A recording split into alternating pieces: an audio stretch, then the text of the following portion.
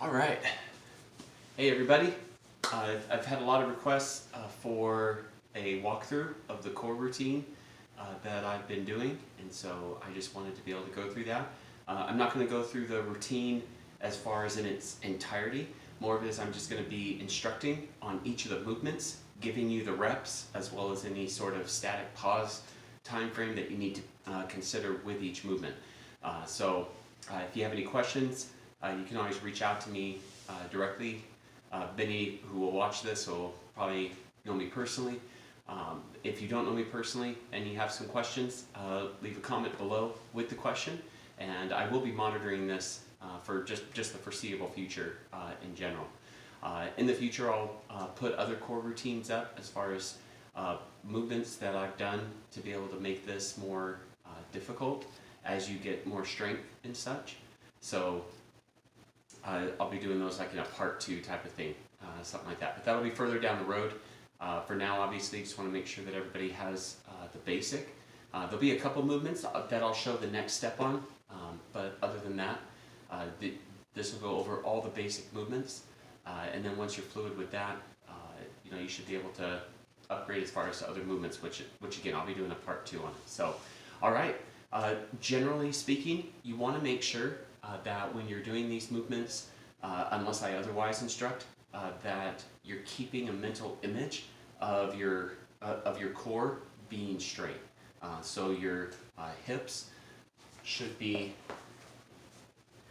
tight, your glutes engaged, and when I say tight, I mean that your hips should be level, and then also your rib cage should be down. You should be up like this, or even like this. You want everything to be just in line. And then on another note, and I'll obviously be putting it down in the description, make sure that you check with a physician before starting any sort of exercise program, even one as what may seem as basic as this. I don't know your situation. I don't know if you have any back issues or other things that might become agitated because of doing this. And so you always want to check with your physician, or if you see one, your physical therapist or anything like that, to ensure that this program would be actually helpful for you and not hurt you. So, all right, let's go ahead and get to the first exercise, which is bridge marches. And again, you want to be able to keep your core tight. The idea with these, especially, is that you want to make sure that your hips and your rib cage, again, are in line. And so then, once you have them in line and you have it tight, then you could start marching. Now you want to do just little steps. If you go like this, that's just too much. You don't need to do that. Okay? The main focus of this is to keep all of this tight and static. And you're going to just keep marching. You're going to do 25 on each side, which will be 50 total. Okay? All right. The next thing is 100-second oblique hold on each side. So just like a plank, the oblique, we'll call it the oblique plank actually. The oblique plank is done just like so. You want to make sure that your shoulders are all in line. Again, your rib cage, your hips, everything nice and straight. Okay? Now you want to hold this for a total of 100 seconds. So if you are not able to hold it straight 100 seconds, that's fine. Come down, pause your timer, your stopwatch, whatever you have going. Then, after you have sufficient rest and you're ready to go at it again, continue. So, but make sure that you're doing it for a total of 100 seconds on each side. The goal is to hold it for 100 seconds, which is a minute and 40 seconds. So, all right. Man, excuse me, I just got like hiccups or like burps here. I apologize. Let's see, the next thing is called pelvic thrust. This is one where you're going to have a little bit of curvature or independent movement between your hips and your rib cage. So for this one, make sure that your feet are as close to your bottom as possible. At least I find it helpful. Do not engage your glutes. This is one exercise you won't want to do that on, because all we want to do is we want to curl the hip up. Now it's going to be a very small movement, especially in the beginning as you're getting that control. But you just want to be thinking that your glutes are not moving at all.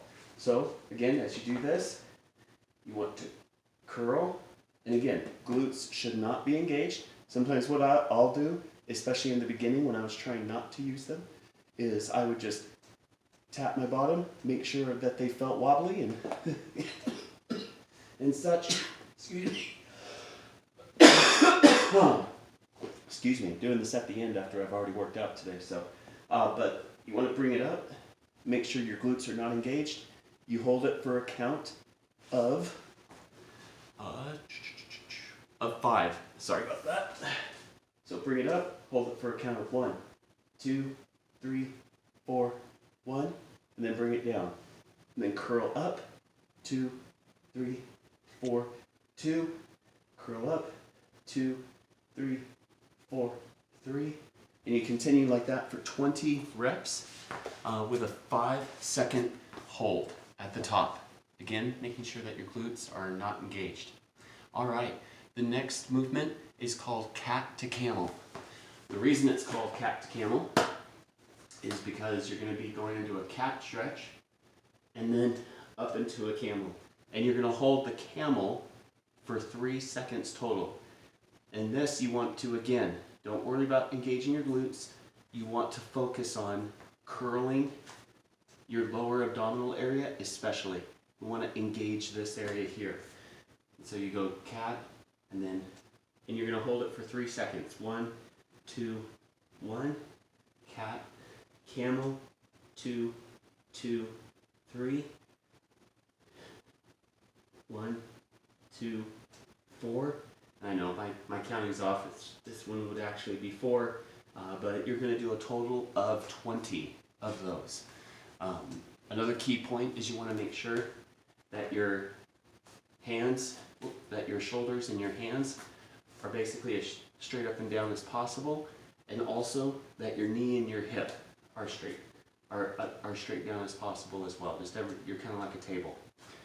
All right, the next movement is donkey kicks. Now this is one I am going to show you the progression on, just because many people are able to progress from the first part, from the first movement I'm going to show you, version of the movement, to the second version of the movement. So the first version of the movement, you're going to stay in your cat to camel position, keeping your back flat. Again, you don't want to curl like this or anything like that, but keeping your back flat and straight. Again, the rib cage and the hips, everything in line. You want to move that out, and again, you don't move it up here or anything like that. We're not wanting to tweak the or twist the hips. Again, everything staying in line all across. Move out, and it's okay to have your toe even drag the ground. I encourage people to keep their foot low to the ground. You don't have to have it way up here or anything like that. There's no benefit there. Just have it out. You want to hold it for 5 seconds and then pull in. Come out, hold for 5, and then pull in. You're going to keep doing that, just back and forth. And again, you're going to hold it for 5 seconds. I'm not counting out loud. Now the next version of the movement is where you're going to involve your arms, okay? So, and you're going to have alternating arms. So when you move your right foot out, you're going to have your left hand out. You're going to hold this for 1, 2, 3, 4, 1. And we'll do the other side. 1, 2, 3, 4, 2. 1, 2, 3, 4, 3. 1, 2, 3, 4, 4, and you'll keep moving forward. You'll keep moving along until you hit 20. All right, the next movement is ab twists, and I'll do these facing you. You do not want foot support for this movement, just because the part of the idea is that you are having to support yourself and having to keep a balance. That's part of the movement. So you come back, I'll usually grip my hands like this, or whatever's most comfortable for you, and you're going to twist till your elbow touches the ground, if you can. And then you'll twist the other side, and that's 1. Come back, 2, 3, 4, and you'll keep going just like that. You're going to do 15 of those total, 15 reps. Okay, so again, left, right, 1, left, right, 2, so on and so forth, or right, left, depending on which side you start on. Things to be careful of: make sure that as you're doing it, again, you're keeping everything in line. Okay, if you're going to lean back further, you don't lean back further like this. You lean back further like this to come back. Okay, you don't want to see this where you're arching your back and things like that. That's just going to put undue strain on your back and other muscles that don't need that strain, and your body can't support very well. And especially going into a twisting movement, it could put your back in a very bad position as far as just compromise it and hurt it eventually. All right, and then the last movement is your basic sit-up. You're going to do 10 of these. When you get good at the sit-up itself, you can add weight to it, whether holding onto a plate or a medicine ball, whatever you feel comfortable with. When you're able to start adding weight, you're going to want to move the weight out in different ways. And I'm going to show you just by using my hands, but you'll get the idea on it. So again, you're not going to be bracing your feet at all. That's part of the movement, is keeping that balance and being able to bring yourself up without having to brace your feet. You're going to come down, and the basic sit-up is like so.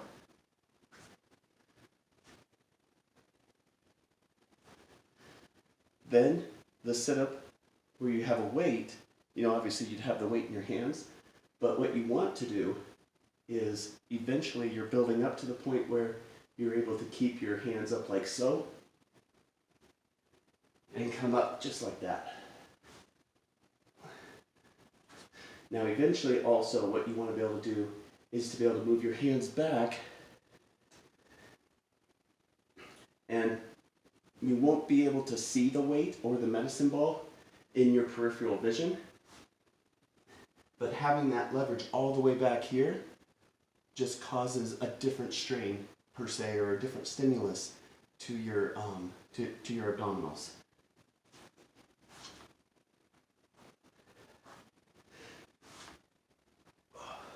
So that is the basic routine. Like I said, in the future I'm going to do a part 2 where I'll show per se upgraded versions of things that I've done to make these movements more difficult as my abdominals got stronger.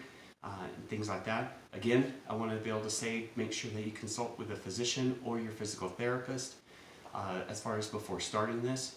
Make sure that you are good to go per se as far as with it. Stay safe. Remember, quality over quantity. Even if you need to reduce the number of reps. As far as with any of these exercises, don't hesitate to do that. Make sure that you're listening to your body and being very careful, making sure that you're able to, per se, get at it the next day and be able to continue training. So, hope this is helpful. Again, leave any comments or questions that you have, or reach out to me personally, and be happy to be able to be of assistance in any way I can. Have a great day.